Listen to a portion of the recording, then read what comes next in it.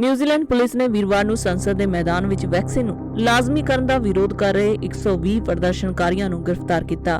Wellington ਜ਼ਿਲ੍ਹਾ ਨਾਇਕ superintendent ਕੋਰੀ ਪਾਰਨੇਲ ਨੇ ਇਹ ਜਾਣਕਾਰੀ ਦਿੱਤੀ ਹੈ। ਨਿਊਜ਼ੀਲੈਂਡ ਹੈਰਾਲਡ ਨੇ ਪਾਰਨੇਲ ਦੇ ਹਵਾਲੇ ਨਾਲ ਕਿਹਾ ਹੈ ਕਿ ਗ੍ਰਿਫਤਾਰ ਕੀਤੇ ਗਏ 120 ਲੋਕਾਂ ਦੇ ਮਾਮਲੇ ਵਿੱਚ ਵਿਰੋਧ ਪ੍ਰਦਰਸ਼ਨ ਅਤੇ ਅਪਰਾਧ ਦੇ ਦੋਸ਼ ਨੇ। ਨਾਇਕ ਨੇ ਦੱਸਿਆ ਕਿ 2 ਪੁਲਿਸ ਮੁਲਾਜ਼ਮਾਂ ਤੇ ਹਮਲਾ ਕੀਤਾ ਗਿਆ, ਜਿਨ੍ਹਾਂ ਵਿੱਚੋਂ ਇੱਕ ਤੇ ਪੇਪਰ ਸਪਰੇਅ ਨਾਲ ਹਮਲਾ ਹੋਇਆ ਅਤੇ ਦੂਜੇ ਨੂੰ ਮਾਮੂਲੀ ਸੱਟਾਂ ਲੱਗੀਆਂ। ਵੀਰਵਾਰ ਨੂੰ ਪ੍ਰਦਰਸ਼ਨਕਾਰੀਆਂ ਨੇ ਨਿਊਜ਼ੀਲੈਂਡ ਨੂੰ ਘੇਰ ਲਿਆ। ਦਰਅਸਲ ਇਹ ਸਾਰੇ ਪ੍ਰਦਰਸ਼ਨਕਾਰੀ ਕੈਨੇਡਾ ਵਿੱਚ ਹੋ ਰਹੇ ਪ੍ਰਦਰਸ਼ਨਾਂ ਤੋਂ ਪ੍ਰੇਰਿਤ ਜਾਪਦੇ ਨੇ। ਲੋਕਾਂ ਨੇ ਟੀਕਾ ਅਤੇ ਕਰੋਨਾ ਪਾਬੰਦੀਆਂ ਨੂੰ ਲਾਗੂ ਕਰਨ ਦੇ ਵਿਰੋਧ ਵਿੱਚ ਸੰਸਦ ਭਵਨ ਨੇੜੇ ਟੈਂਕ ਲਗਾ ਕੇ ਸੜਕ ਜਾਮ ਕਰ ਦਿੱਤੀ ਹੈ। ਜ਼ਿਕਰਯੋਗ ਹੈ ਕਿ ਹਜ਼ਾਰਾਂ ਟਰੱਕ ਡਰਾਈਵਰਾਂ ਅਤੇ ਕਿਸਾਨਾਂ ਸਮੇਤ ਭਾਰੀ ਗਿਣਤੀ ਵਿੱਚ ਪ੍ਰਦਰਸ਼ਨਕਾਰੀ ਕੈਨੇਡੀਅਨ ਰਾਜਧਾਨੀ ਓਟਾਵਾ ਵਿੱਚ ਜਨਵਰੀ ਦੇ ਮੱਧ ਤੋਂ ਕਰੋਨਾ ਵੈਕਸੀਨ ਨੂੰ ਲਾਜ਼ਮੀ ਕਰਨ ਵਿਰੁੱਧ ਪ੍ਰਦਰਸ਼ਨ ਕਰ ਰਹੇ ਨੇ। ਜ਼ਿਕਰਯੋਗ ਹੈ ਕਿ ਵੱਖ-ਵੱਖ ਮੁਲਕਾਂ ਦੇ ਵਿੱਚ ਕਰੋਨਾ ਵੈਕਸੀਨ ਨੂੰ ਲਾਜ਼ਮੀ ਬਣਾਉਣ ਦੇ ਵਿਰੋਧ ਵਿੱਚ ਪ੍ਰਦਰਸ਼ਨ ਕੀਤੇ ਜਾ ਰਹੇ ਨੇ, ਜਾਂ ਫਿਰ ਉਹ ਕੈਨੇਡਾ, ਆਸਟ੍ਰੇਲੀਆ ਹੋਵੇ ਜਾਂ ਫਿਰ ਅਮਰੀਕਾ। ਸੋ ਪ੍ਰਦਰਸ਼ਨ ਲਗਾਤਾਰ ਜਾਰੀ ਨੇ।